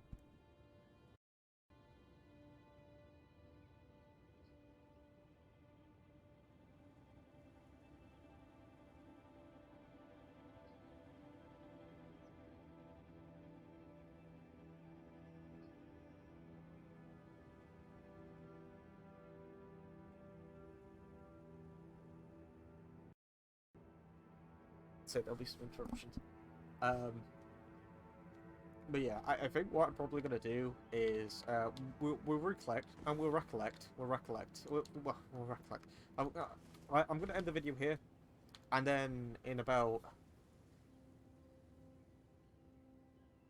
40-ish minutes, we'll say 40 to 50-ish minutes, maybe an hour, they'll come back and we'll do a big stream talking about my thoughts on largely the Soul series as a whole, just having some banter, doing some optional bosses in this game, and talking about my thoughts overall for this game, rather than just because narrative is sticking out like a sore thumb for me for this, and that's just unfortunate. But I do want to sort of dive into some other aspects of this, so yeah, we'll get to that. But yeah, thank you for having some patience with me today as well. I know I'm not myself at the moment, but you know, hopefully this won't last long. So yeah, I'll see you in the next stream once again in about 40 to 50 minutes time. Yeah, see you then.